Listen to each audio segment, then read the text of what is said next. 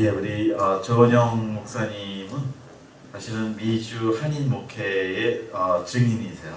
한 30년 이상 여기서 이제 한 세대를 목회를 하시고 하셨는데 이제는 지역 이 포럼을 통해서 세계를 나가는 그런 우리 이민교회가 되도록 지금 운동을 하고 계십니다. 여러분 오늘 모임은 첫 모임이고 이제 좀 더 이따 말씀을 드리겠지만 매월 그 마지막 주 월요일날, 넷째 주 월요일날 우리가 다양한 주제로 우리가 계속해서 이 선교 포럼을 할 것입니다. 이 시간에는 이제 첫 포럼의 강사님으로 우리 지멘의 그 신학위원이시기도 하고 그러시면서 지금 이 우리 포럼이 두 가지 포럼이 진행될 것인데 다선포와 비전선포가 거기에 또 신학적인 그 모든 배경을 또 이렇게 정리해 주시고 또 교육하시고 그런 우리 방동석 교수님입니다. 우리 방동석 교수님 모시겠습니다. 우리 박수로 한번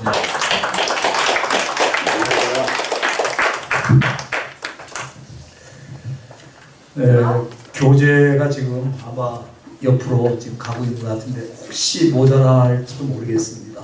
그러면은 같이 좀 보시기 바라고요. 제가 생각했던 것보다 조금 더 많이 오셨어요. 교재가 모자랄지 모르겠습니다. 우리 여기 선교사님도 하나 주시고요. 앞에 좋습니다.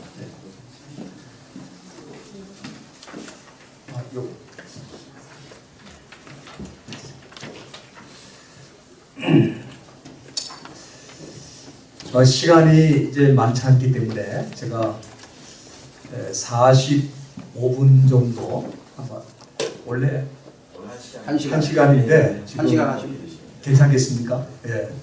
그리고 혹시 오늘 다 못 마치면 또 다음 기회에 이렇게 하도록 하겠습니다.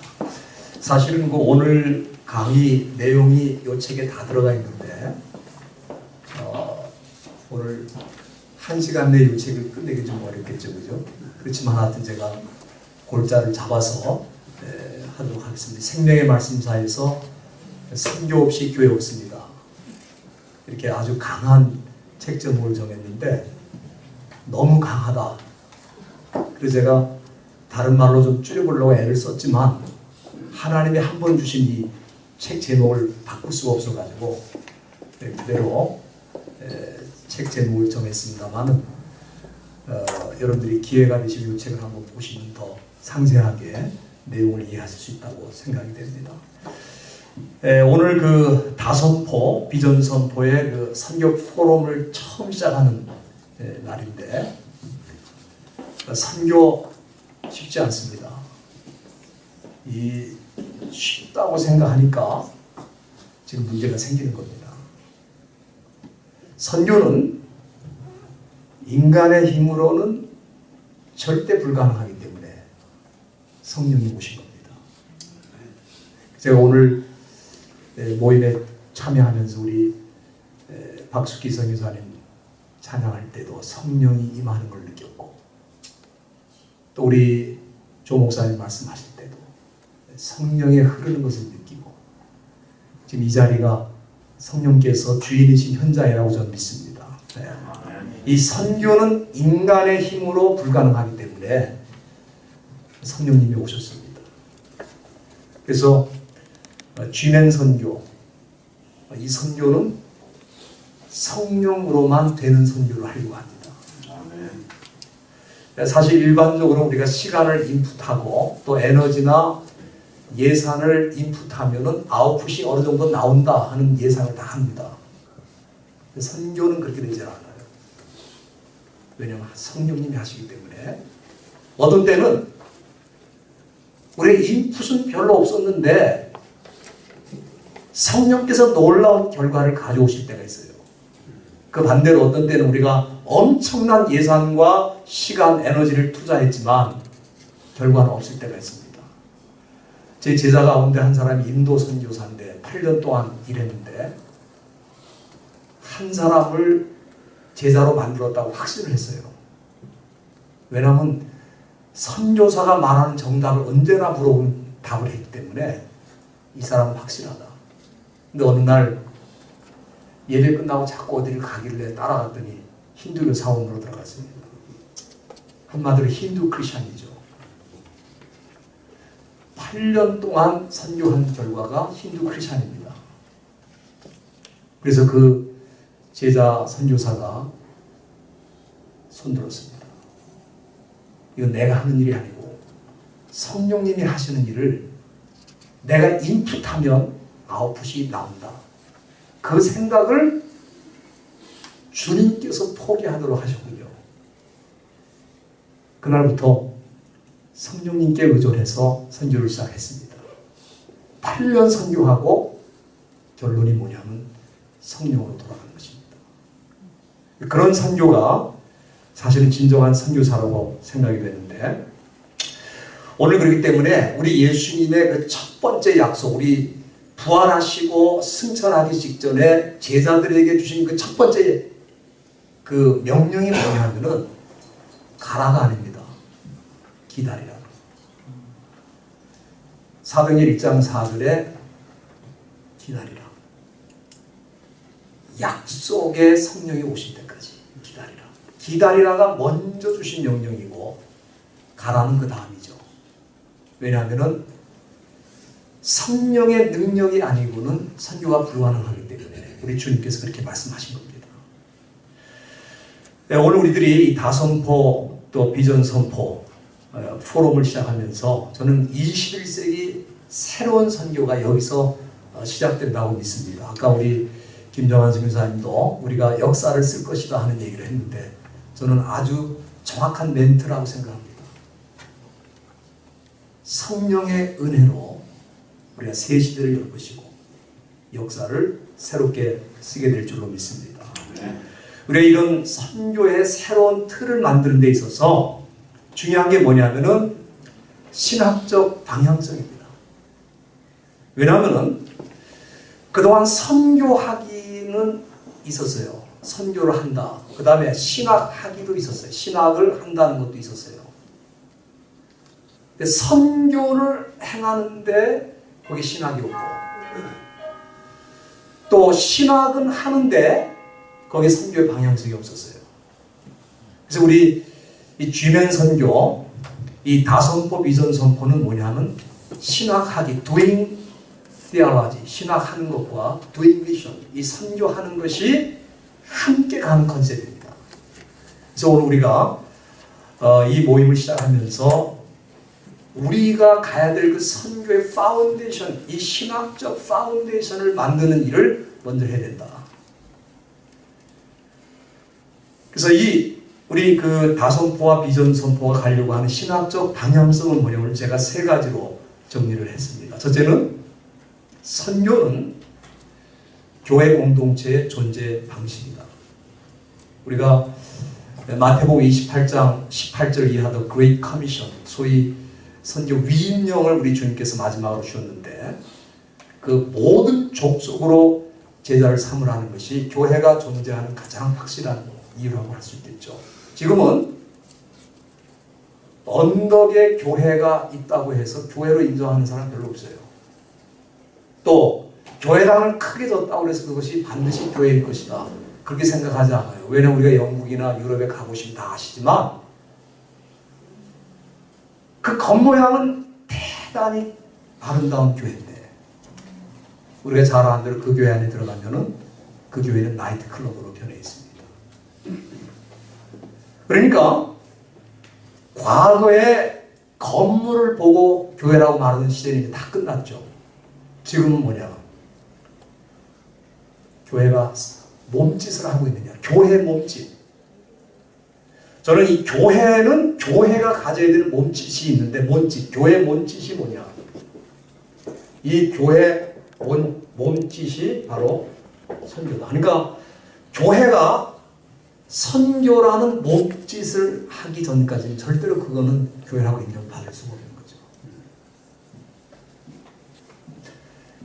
제가 농촌교회 얘기를 좀 드리겠는데 어느 젊은 목사가 한국의 농촌교회의 사명을 농촌 선교의 사명을 안고 서천이라는 충청도의 서천이라는 데를 내려갔는데 거기 내려가니까 마을 주민들 어르신들한테 인사를 드렸더니 아무도 인사를 안 받더라는 거예요.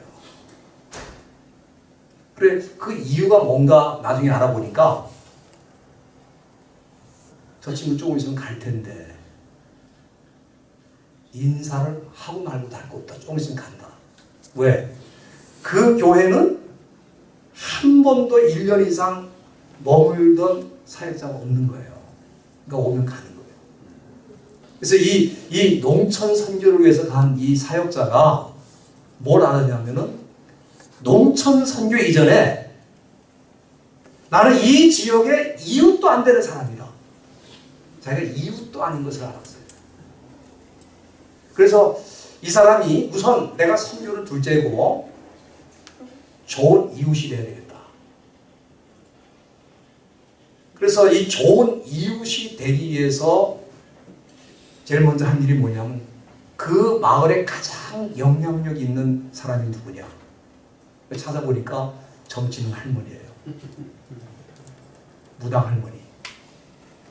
그래서 이 젊은 목사가 찾아가서 무당 할머니를 찾아가서 큰 절을 올렸습니다.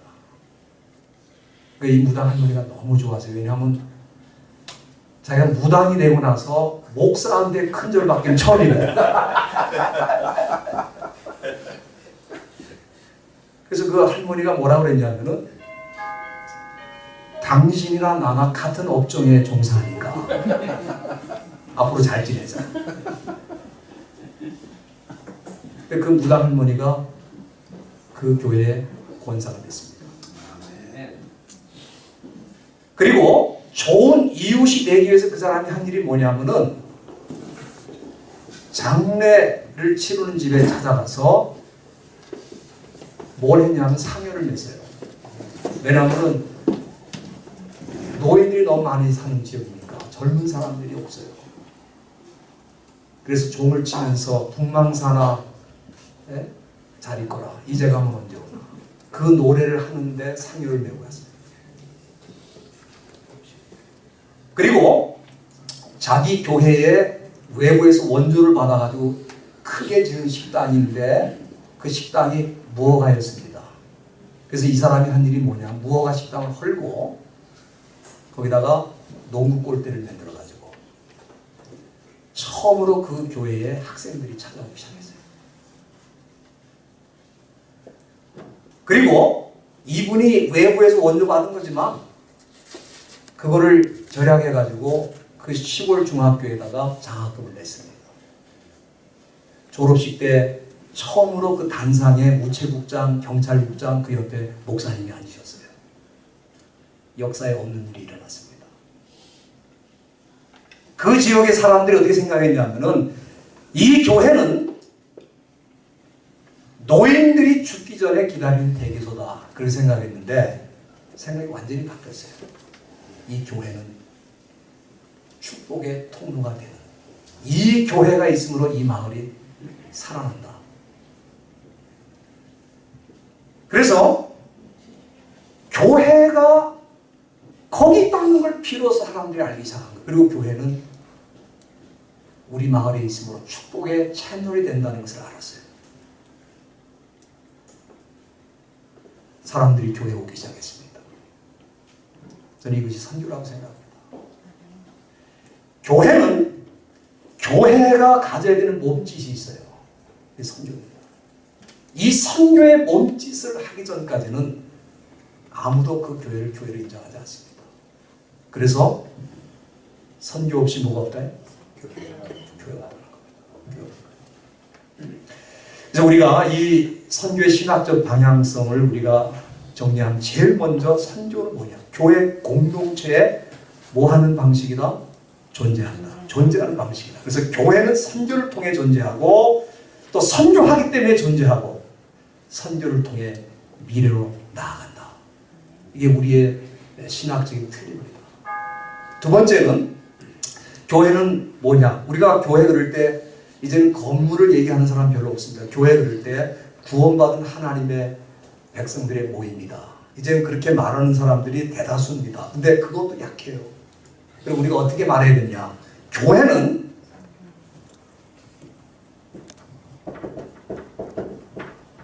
missionary people of God. 교회는 선교하는 하나님의 백성들의 모임이다. 이렇게 말해야 돼. 이게 바로로 들어가면 안 되는 거예요. 네? 지금까지는 교회 그럴 때 하나님의 백성들의 모임이다. 그건 이제 다 recognize 했습니다. 근데 뭐가 그 앞에 붙어야 돼? missionary people of God. 선교하는 하나님의 백성들의 모임이 교회예요. 그러니까 교회 출석하고 교회 나가서 구원을 인조이하고 교회 나가서 예배를 드림으로써 자기의 사명이 다 끝난 사람들은 아직도 진정한 의미의 교회가 아니다. 교인이 아니다. 미셔너리라는 이 말씀이 괄호로 들어가면 안 돼요. 미셔너리 people of God. 선교하는 백성들의 공동체다. 그래서 예수 그리스도의 교회는 선교하는 백성으로서의 그 본질을 생활할 때, 그러니까 선교하는 백성으로서 살아갈 때 세상에 대해서 자기 표현을 갖게 된다. 우리가 잘 아는 그 플로신 학교의 찰스 베넨겐 교수의 주장입니다. 저는 전적으로 동의합니다. 부활의 주님께서 요한복음 20장 21절에 뭐라고 말씀하셨습니까? 아버지께서 나를 보낸 것 같이 나도 너희를 보내노라.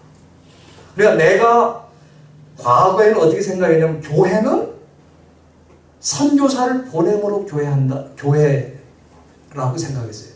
선교사를 보냄으로 교회는 선교한다. 그렇게 생각했어요. 지금 어떻게 생각해야 됩니까? 교회 자체가 선교사예요. 교회가 뭡니까?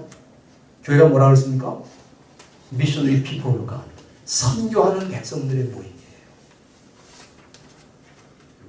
그러니까 선교하는 백성들의 모임이라고 하는 이 정체성을 온 교회가 recognize 했을 때 우리는 그 교회를 선교하는 교회라고 말하는 겁니다.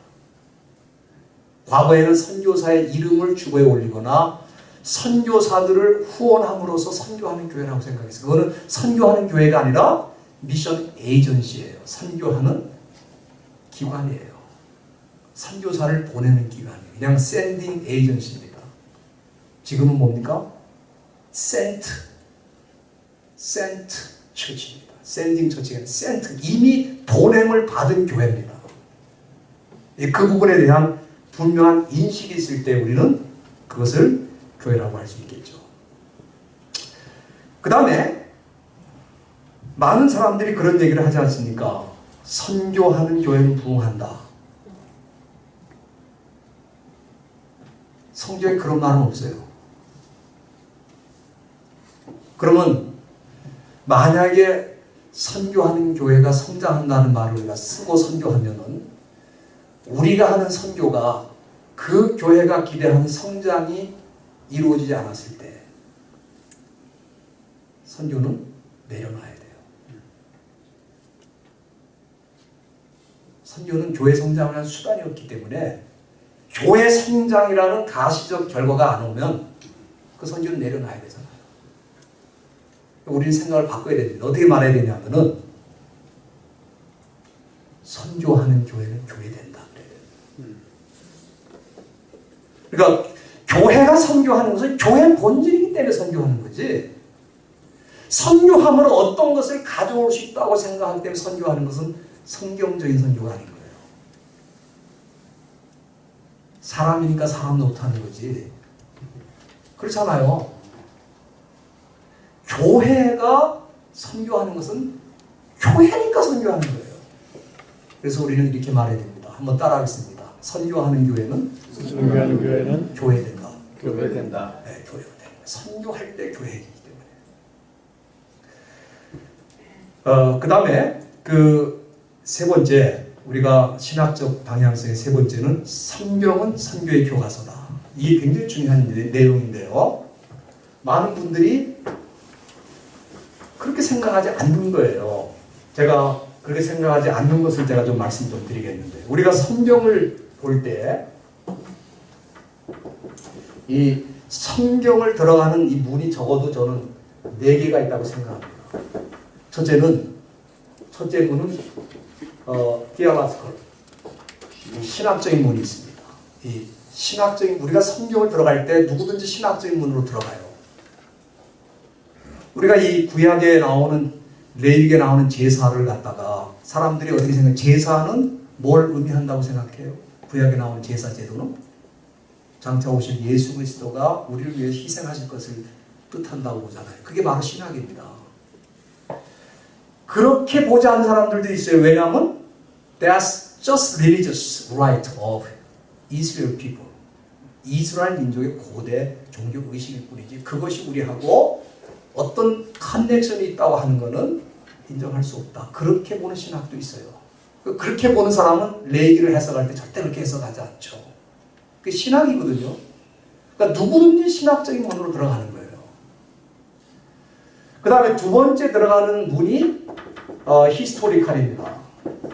이 히스토리칼은 역사적 관점에서 이 성경에 쓰여진 역사적 배경이 있거든요. 우리가 그 배경을 모르면 성경 본문을 이해하는데 한계가 있습니다.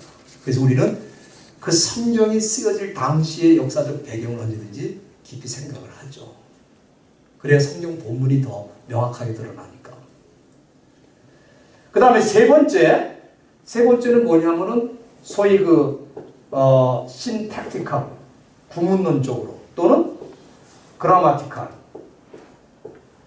이 그라마티칼, 문법적인, 구문론적인 방법으로 성경을 들어가는 거죠. 그래서 우리가 에베소 5장 18절에 성령 충만을 받으라.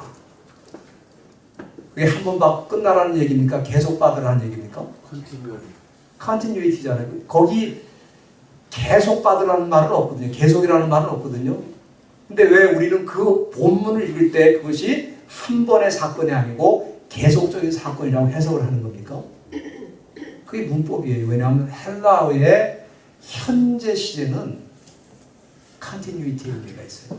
그래서 따로 컨티뉴얼이라는 지속적으로라는 말을 안 써도 이미 그 현재가 signify, 의미하는 것은 이미 그 성령 충만은 계속돼야 될 사건이라는 것을 문법적으로 갖고 있는 거예요. 그리고 문법을 들어간 거예요. 그리고 마지막으로 우리가 들어가야 되는 게 뭐냐면 미시아노지칼, 선교적인 문이거든요. 우리가 이 문으로 성경 전체를 들어가지 않기 때문에 오늘 어떤 현상이 생기냐면은 선교사님들 초대해서 선교주의를 지키면서 말씀을 증거하라고 그러면 본문이 다 똑같아. 사도행전 1장 8절 아니면 마태복음 28장 또 사도행전 또 몇 장 똑같아 본문. 그러니까 왜 그러느냐? 많은 사람들이 그 선교를 이해할 때 어떻게 이해하냐면 성경 안에 선교를 가르쳐주는 어떤 특별한 본문들이 있다. 그리고 그 본문을 찾아내서 그 본문을 가지고 말씀을 전해야 된다. 그렇게 보는 거거든요. 그게 굉장히 큰 착각이라는 겁니다. 이 선교는 one of the lesson of the Bible, 성경의 하나의 교훈이 아니고 성경을 들어가는 게이트란 말이에요. 미션이 처음부터 끝까지 성경을 들어가는 문인데 그 문을 쓰지를 않는 거예요. 우리가 도대체 쓰지를 않기 때문에 우리는 선교를 말할 때는 몇몇 특수한 본문을 얘기할 수밖에 없는 거죠. 그리고 우리가 이 성경을 창세기서부터 요한계시록까지 쭉 읽어나가는데요. 이 창세기서부터 요한계시록까지 한 번도 좌절되거나 왜곡되지 않고 흐르는 물줄기가 있습니다. 그게 뭐냐? 선교의 물줄기입니다. 이게 창세기서부터 요한계시록까지 처음부터 끝까지 흐르는 물줄기, 이거는 한 번도 좌절되지 않았어요. 근데 우리가 그 물줄기를 찾아내지 못한 거예요. 그 왜 찾아내지 못했느냐? 선교를 성경을 들어가는 하나의 문으로 보질 않고 one of lesson, 성경 어딘가에서 가르쳐주는 하나의 교훈으로 끝나버린 거거든요. 우리가 창세기를 들어가면요, 창세기는 뭐냐면 선교의 시작을 다루고 있습니다. 그리고 계시록 가면은 선교의 뭐겠어요? 선교의 마무리죠. 예? 선교의 마무리. 저 선교의 완성입니다. 그리고 선교는 언제 시작됐느냐? 그거는 이미 창세기에서부터 시작된 거죠. 창세기에 보면은 3장 8절. 창세기 3장 8절에 보면은 범죄한 아담을 하와를 하나님께서 찾아오셨습니다. 언제든지 선교는 찾아감으로 시작되거든요. 많은 사람들이 그렇게 얘기합니다. 그 교회 새로운 분들 그 카드에 보면은 누구의 인도로 하고 그 아래 제일 자진해서 이 세상에 자진해서 교회 주님께 나가는 사람 아무도 없어요. 그거는 자진해서 나온 게 아니라 누가 그 마음을 찾아가신 거예요? 이미 찾아가신 거예요. 자진해서가 어디 있어요? 나는 맨정신으로 예수 믿을 사람 이 세상에 아무도 없다고 생각합니다. 나는 그렇게 봐요. 성경 어떻게 맨정신으로 믿습니까? 나는 안 믿어지던데. 우리가 성경을 믿고 하나님을 믿게 되었다는 것은 하나님 우리에게 찾아오신 거예요. 우리가 아담과 하와가 범죄하고 타락한 다음에 그들은 스스로 자기 종교 문제를 해결하려고 했습니다. 그래서 자기 스스로 죄 문제를 해결하려고 했지만 해결이 안 돼요. 그래서 하나님 먼저 찾아오셨잖아요. 숨어있는 그들에게 찾아오셨어요. 그리고 이 하나님께서 찾아오시는 이 선교의 행위는 계속되는 거예요. 선자를 통해서 주의 종들을 통해 계속되고 마지막 때에는 예수 그리스도를 통해서 전 인류를 찾아오시고 그리고 그 이후에 교회와 선교사를 통해서 계속 찾아오시고 마침내 요한계시록 10장 9절에 가면 계시록 7장 9절에 가면 선교의 완성된 픽처가 나옵니다. 거기 보면은 각 나라 각 족속 각 방언에서 하나님 얼마든지 부르시는 자들을 하나님 앞에 세우시죠. 그 선교의 완성된 모습을 요한계시록에 볼 수 있어요. 그러니까 이 창세기에서 요한계시록까지는 이렇게 하나님께서 인류를 찾아오신 흔적과 움직임과 그리고 수많은 사람들을 통해서 하나님의 선교가 어떻게 진행되어 왔는가를 다뤄주는 스토리거든요. 그 부분에 대해서 이 통찰력을 가지면 저는 정말 놀랐습니다. 뭐냐면 욥기를 읽으면서 굉장히 큰 선교적인 도전을 받았어요. 왜? 욥기 그럼 우리는 고난의 문제에 대한 해답을 다른 책으로만 보지 않습니까? 욥이 누구죠? 욥은 어느 시대에 살던 사람입니까? 욥은 아브라함과 같은 동시대의 사람으로서 아브라함 계열에 벗어난 사람이에요. 이방인입니다. 아브라함과 같은 시대에 살았지만 아브라함과 아무런 관계가 없는 사람이에요. 근데 그 사람이 하나님을 믿고 있었다는 것은 하나님께서 그 영혼을 일찍부터 아브라함의 계열이 아닌 사람 가운데서도 찾고 있었다는 사실을 반증하잖아요. 저는 욥기를 읽으면 욥이 얼마나 선교적인 마인드가 투철한가. 나중에 보면 욥의 친구들을 다 축복합니다. 그들을 하나님의 백성으로 세우는 과정이 나와 있어요. 그런 작업들이 우리 요셉, 창세기 요셉 있잖아요. 요셉은 최초의 전문인 선교사입니다. 왜? 애굽에 팔려갔잖아요. 뭘로? 노예. 노예 아무나 하는 거 아닙니다. 전문인이 하는 거예요. 근데 그 요셉이 선교사로서 애굽에 가가지고 좀 파송식이 좀 이상했죠. 네, 파송식이 좀 이상했어요. 형들한테 팔렸으니까 파송받을 때 좀 이상했지만 애굽에 가가지고 저는 그 당시에 애굽에서 하나님을 처음으로 찾고 믿었던 사람이 요셉이었다고 봅니다. 그런데 요셉이 선교사로 두 가지 한 겁니다. 첫째는 내가 믿는 분이 누군가를 그 주인이 알도록 했습니다. 그래서 그 주인이 요셉을 보면서 저 사람은 하나님이 함께하는 사람이다. 이 하나님에 대한 recognition, 이 인식을 누굴 통해서 한 거예요? 욥이라는 사람의 삶을 통해서 하게 된 거예요. 하나님 계시구나. 그리고 하나님 저 인생을 붙들고 있구나. 선교사가 뭐 하는 겁니까? 선교사는 빵 나눠주고 돈 나눠주고 의복 나눠주는 사람이 아니에요. 선교사는 뭐 하는 사람이에요? 내가 믿는 하나님이 어떤 분인지를 삶 속에서 보여주는 사람이에요. 두 번째는 요셉이 한 일이 뭐냐면은 축복의 통로가 되는 일이었습니다. 여러분이 잘 아시는 것처럼 그 요셉 때문에 누가 복을 받았어요? 보디발이 복을 받았어요. 그러면 우리가 이렇게 물어볼 수 있죠. 요셉이 보디발의 집에 얹혀 사는 겁니까? 보디발이 요셉한테 얹혀 사는 겁니까? 우리가 모양새는 요셉이 보디발 집에 얹혀 사는 거잖아요. 근데 실제로는 어떻게 돼 있었어요? 요셉 때문에 보디발이 복을 받았어요. 이게 선교사입니다. 선교사는 한 나라를 살리는 겁니다. 한 민족을 살리는 거예요.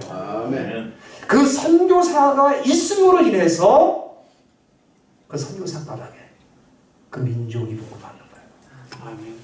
이렇게 말하면 어떤지 모르지만 하나하나의 민족이 선교사에게 얹혀 사는 겁니다. 왜? 하나님께서 그 사람을 붙들기 때문에. 엄청난 자기 존재가 있는 거예요. 오늘 그렇기 때문에 우리가 이 성경을 볼 때에 여기 영어로 좀 되어 있습니다만은 without this specific mission pre-understanding, 이 선교의 특별한 이 선이해 이해가 없이는 much of the Bible will remain a mystery. 성경의 대부분은 뭘로 남아요? 신비로 남고, 그 다음에 or be misinterpreted. 이 성경의 관점이 없이 성경을 보면은 성경은 미스테리고, 그리고 해석 자체가 안 된다.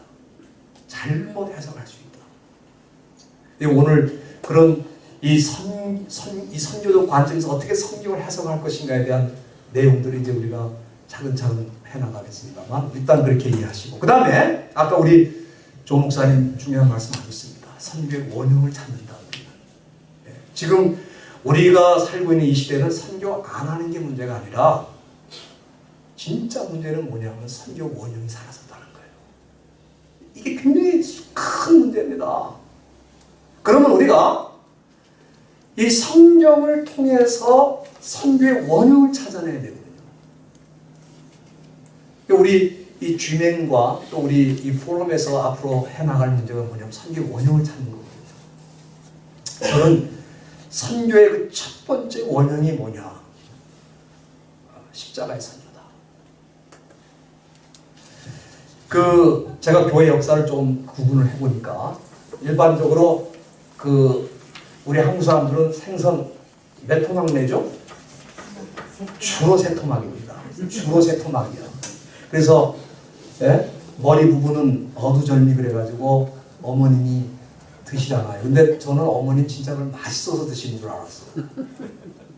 근데 그 몸통을 아버지와 아들에게 주려고 어머니는 머리통을 드신 것뿐이야. 근데 그거를 그냥 먹을 수가 없으니까 뭐라고 하면서 드셨어요? 어두절미다. 네? 그러면서 드신 거예요. 나는 그거를 나중에 철들어서 알았죠. 왜 어머니는 맛있는 걸 혼자 다 드실까? 사실 먹을 거 하나도 없잖아요. 근데 우리 일반적인 역사도 기독교 역사 2000년 AD 1년부터 지금 2014년이라고 할 때 세토막이죠. 500년. 그 다음에 1500. 그래서 초대 기독교. 중세 천년 아닙니까? 500에서 1500. 그리고 1517년 종교개혁 이후에 지금까지 근현대사. 이렇게 세 토막 내서 이게 소위 역사신학에서 보는 교회사 구분입니다. 근데 우리는 이런 구분하면 안 됩니다. 이거는 우리가 쓴 구분이 아니에요. 우리는 선교학적으로 어떻게 구분을 해야 되냐면은 AD 1년부터 AD 2014년 아까 우리 목사님 말씀하셨습니다. 314년. 프리 콘스탄틴 그리고 314년 이후는 포스트 콘스탄틴 이렇게 크게 나눕니다. 그럼 왜 이렇게 나누느냐? 이 초기 313년의 선교와 그 이후의 선교가 방향이 다르다는 거예요. 선교가 달라졌다는 거예요. 이 초기 313년 동안의 선교는 300년 동안의 선교는 선교의 원형이었다면 여기는 선교가 변형됐어요. 변질됐다고. 근데 초기 300년 동안의 선교는 뭐냐? 한마디로 십자가의 선교입니다. 십자가의 선교고 313년 이후에 1700년 동안 진행된 선교는 뭐냐? 십자군의 선교라는 거예요. 이게 다른 겁니다. 여러분 이 십자군의 선교는 뭐냐면은 돈과 힘과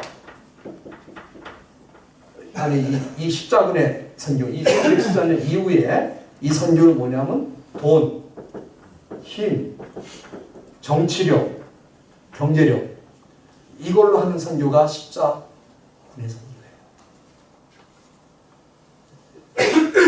그리고 십자가의 선교는 뭐냐? 사랑과 예수님의 선교고 바울의 선교인데 사랑과 희생의 선교입니다. 이거는 돈, 힘, 정치력을 하는 선교가 아니에요. 그런데 결과는 어떻게 되냐면은 사랑과 희생의 선교를 가지고는 가장 미약한 조직인 교회가 로마 제국을 정복했는데 돈과 힘과 정치력으로 하는 지난 1700년 동안의 선교는 기독교를 마이너리티로 만들었습니다. 지금 기독교가 마이너리티입니다. 우리가 굉장히 많은 숫자를 생각하지만 기독교인 전체 인구를 우리가 캐톨릭 자르고 2단, 3단 다 정리하고 자르면 진짜 이반제리칼 크리스천은 전 세계 인구 70억 가운데 5억입니다. 65억이 예수 안 믿는 세상입니다. 그리고 지금 한국 같은 경우에 지금 남북한 합쳐서 얼마입니까? 7천만이죠. 7천만 인구 가운데 10%가 크리스천입니다. 그럼 700만이죠. 그럼 한국은 지금 6,300만 명이 예수 안 믿는 나라예요. 우리가 교회가 좀 이렇게 군데군데 있고 큰 교회들이 있고 사람들마다 물어보면은 교회 나가냐고 나간다고 왜 나간다고 그런지 아세요? 나 이제 그만 전도해 알아서 나가니까 전도하지 말라는 사인이에요. 이게 교회를 나가고 때문에 나가는 게 아니고 그만 전도하라는 거예요. 왜 나는 이미 교회를 나가고 있으니까 그런 얘기거든요. 그러니까 1700년 동안 우리 생각엔 돈 인풋, 힘을 인풋하고 정치력을 인풋했으니까 지금쯤 되면은 전 세계가 어떻게 됐어야 돼요? 끝났어야 된다니까. 우리가 로마 제국 관점에서 볼 때는 300년 동안의 선교로는 로마 제국이 기독교가 됐어요. 그럼 그 여세로 나갔으면은 2000년이 지났으면 오늘날 세계는 복음화 돼야 되는데 1300년 전에 한 사람도 모슬렘 교도가 이 지구상에 없었다고. 왜냐하면 모슬렘 주 700년경에 시작됐으니까 1300년 만에 모슬렘은 20억이 됐어요. 근데 우리는 2000년 동안 선교한 결과 5억입니다. 70억 인구 가운데 5억이에요. 뭔가 지금 문제가 있는 선교라는 거예요. 선교 원형이 사라진 거예요. 근데 앞으로 우리가 하는 선교를 계속하면은 아까 우리 좀 전에 말씀하셨죠. 어떤 결과가 나올 것인가. 이게 굉장히 지금 퀘스천입니다. 우리 이 선교의 원형을 찾아내는 작업을 우리가 해야 되는데 저는 선교의 원형 중에 원형이 뭐냐? 십자가의 선교라는 거예요. 이 십자가의 선교를 말할 때 저는 십자가의 선교는 세 가지다. 십자가의 선교는 세 가지다. 첫째는 십자가의 선교, 첫째는 뭐냐면 성육신의 선교다. 인카네이션. 우리가 절대로 선교는 성육신 선교해야 됩니다. 우리 예수님이 하셨죠. 우리 예수님께서 이 하늘의 문화를 포기하시고 지상의 문화로 내려오셨어요. 선교는 내려갈 때 있습니다. 절대로 높은 곳에 있지 않아요. 선교는 내려갈 때 있습니다. 우리 주님께서 하늘 보좌를 비우시고 내려오셨을 때 선교가 시작됐어요. 이게 십자가 선교입니다. 내려가는 선교예요. 기득권을 내려가야 돼요. 그리고 사실 우리가 가지고 있었던 어떤 우리만의 어떤 교만과 우월성을 내려놔야 돼요. 이제 많은 사람들이 이 성육신의 선교를 실천하지 못하기 때문에 선교는 점점 더 어려워지고 있어요. 저는 이것을 선교의 출발점이라고 생각합니다. 성육신은 선교의 출발이다. 내려갈 때 선교가 있다. 두 번째, 이 십자가의 선교 두 번째는 뭐냐? 두 번째는 동일시의 선교다. 동일시의 선교. 우리가 히브리서 4장 15절에 보면은 히브리서 4장 15절에 우리 예수님은 체휼을 하신 분이다. sympathize라는 말이 있는데 이 sympathize라는 말은 숨파테오, 이 숨파테오라는 말이거든요. 숨이라는 말은 같다는 말이고 파테오라는 말은 패션, 같이 고통을 같이 느끼고 같이 참여하는 거예요. 이게 숨파테오, 이게 체휼입니다. 우리 예수님은 체휼의 선교를 하신 거예요. 그러니까 우리가 예수님의 선교를 말할 때 그거는 소위 동일시의 선교다. 체휼의 선교다. 그렇게 말하면 숨파테오의 선교다. 그 예수님의 십자가의 선교거든요. 우리 주님은 하늘에서 우리를 끌어올리지 않으셨어요. 내려오셔서 같이 올라가셨어요. 시간이 많지 않기 때문에 제가 자세한 말씀 못 드립니다. 이거고요. 그 다음에 세 번째는 뭐냐면은 섬김의 선교죠. 이 섬김의 선교는 우리가 잘 아는 대로 선교는 디아코네라고 그러죠. 디아코네. 그래서 우리 디아코니아라고 그러죠. 이 디아는 통하다는 말이 코니아라는 먼지거든요. 먼지 속을 통과하는 거. 여기서 디컨이라는 집사라는 말이 나왔어요. 교회 안에서 집사님 뭐 하시는 거예요? 먼지 속으로 들어갑니다. 그게 집사죠. 예수님도 집사입니다. 왜? 예수님이야말로 섬기되 뭐까지 주셨습니까? 마지막에 생명까지 주셨습니다. 그게 섬김의 클라이맥스입니다. 그러니까 이 성육신과 동일시 섬김의 선교라는 예수님의 십자가의 선교가 선교의 뭐다? 원형이다. 이게 선교의 원형이다. 우리가 이걸 이제 어떻게 구체적으로 찾아낼 것인가 하는 건 우리 계속해서 해야 될 작업이고요. 그 다음에 두 번째, 거기 나온 글을 읽어보시고, 두 번째 선교가 뭐냐면은 통전적 선교다. 두 번째 선교는 통전적이다.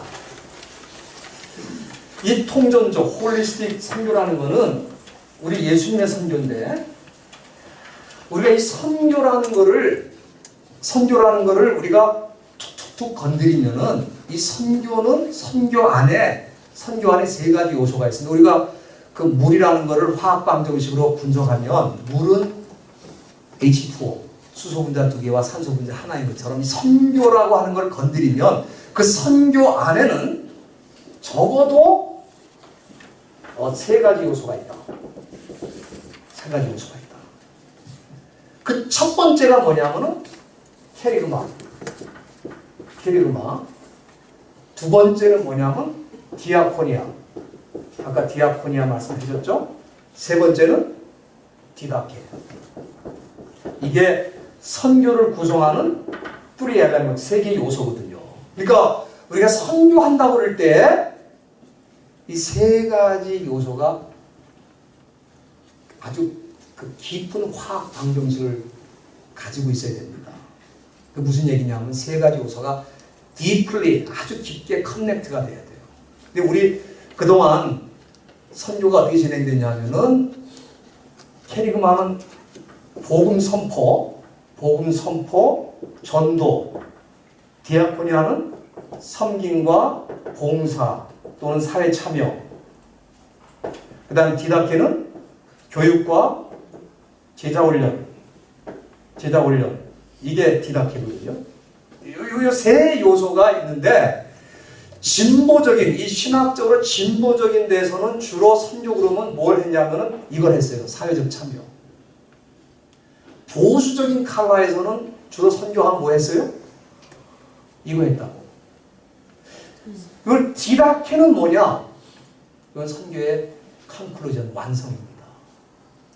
그러니까 이 선교의 완성은 뭐냐면은 내가 선교지를 떠났을 때 나처럼 선교하는 사람이 있으면 선교가 마무리된 거고, 만약에 5분 전, 만약에 나처럼 선교한 사람이 없어서 떠날 수가 없다. 그 사람은 뭐예요? 선교의 마무리가 안 된 거예요. 그 사람 계속 있어야 돼요. 그러니까 한 선교지에 같은 지역에 20년, 30년 있는 것은 이제는 자랑이 아닙니다. 사도 바울은 가장 오래 있었던 선교지가 어디입니까? 에베소. 몇 년이죠? 3년. 나머지 한 달도 안 된 선교지도 많아요. 그러나 왜 떠났어요?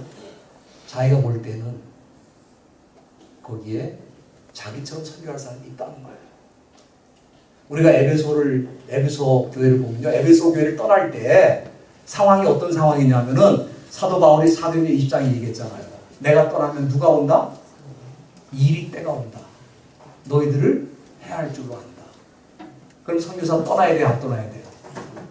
그런 상황에서 떠나면 선교사가 어떻게 되는 거예요? 나쁜 놈이죠. 왜? 일이 때가 온다고 말하면서 떠나잖아요, 지금. 선교사는 거기 남아서 일이 때를 막아줘야 되잖아. 근데 뭐라고 얘기합니까? 내가 너희를 성령과 말씀 있게 부탁하노니 성령과 말씀이 너희를 능히 든든히 세우사 기업이 있게 하시리라. 그리고 떠났어요. 그리고 거기 물론 지도자가 있었습니다. 장로들이 세워졌죠. 그러니까 지금 이 디다케가 마무리 선교거든요. 이게 안 되면은 그 선교지는 떠날 수가 없는 거예요.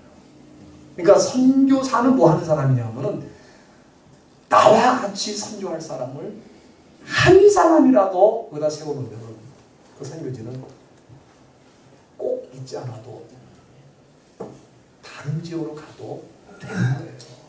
왜? 거기 있는 하나님이 그 사람을 통해서 그 일을 계속 하신 거예요. 지금 우리 한국의 문제가 뭐냐면 한국 옛날에 예수와 그리스도가 싸우는 나라였습니다. 왜? 예수교 장로회와 기독교 장로회 치열하게 싸웠어요. 같은 예수인데 막 싸우는 거예요.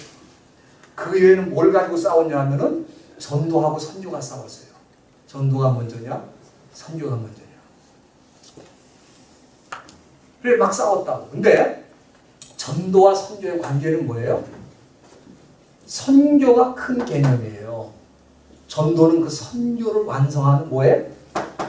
하나의 컨셉이란 말이에요. 이 캐리그마, 디아코니아, 디다케를 국내에서 하면 국내 선교고 해외에서 하면 뭐예요? 근데 왜 전도하고 선교를 싸움시키냐고. 이게 보통 문제가 아닙니다.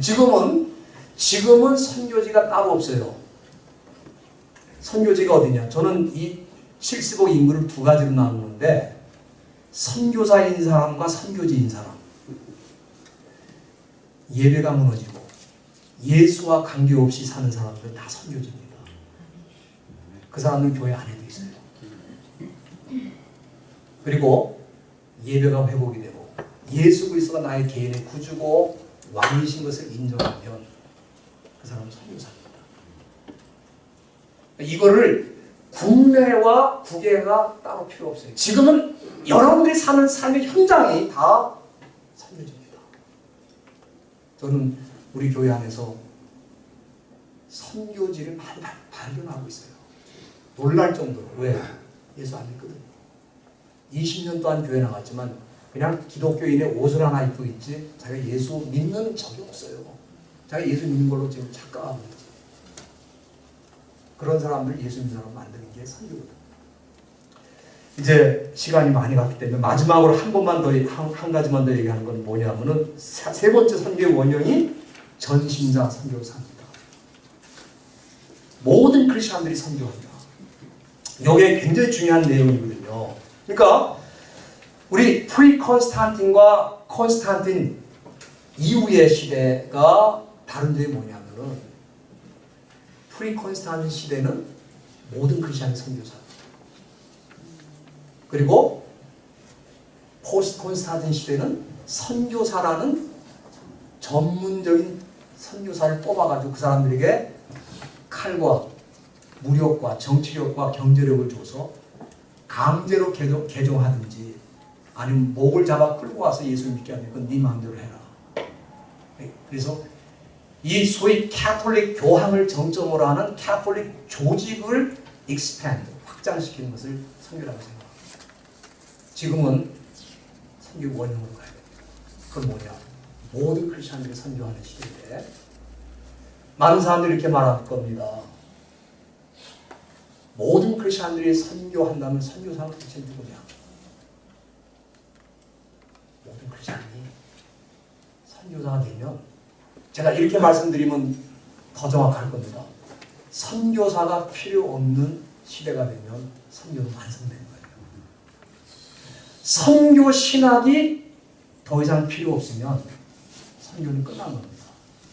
지금 우리가 잘 아는 바울은 자기가 선교할 때 뭐라고 얘기했냐면 내가 복음을 전하는 것은 너무 당연하다. 복음을 전하지 않으면 내게 화가 있다. 그래서 사실 초대교회는 Y 미션, 초대교회 선교학이 있었어요. 선교학이 필요 없었어요. 왜냐하면 선교를 하고 있었기 때문에. 지금 선교학이 필요하죠. 왜냐하면 대부분이 선교를 안 하고 있기 때문에. 그래서 모든 크리스천들이 선교하는, 여러분 우리가 잘 아는 대로 크리스천 노예들도 자기가 다른 곳에 노예로 팔려갈 때 뭐라고 생각했냐면은 주인이 바뀐다고 생각하지 않고 선교지가 바뀌어졌다. 그렇게 생각했어요. 그래서 초대 기독교가 300년 만에 로마 제국을 정복했는데 오늘 더 이상 하면은 몰매 맞을 거 여기 끝나고 제가 너무 시간이 급하다 보니까 빨리 얘기를 해서 조금 여러분들에게 죄송한데 다음 기회에 좀 더 강론으로 좀 자세하게 들어가도록 그렇게 하겠습니다. 오늘 여기까지 하겠습니다. 감사합니다.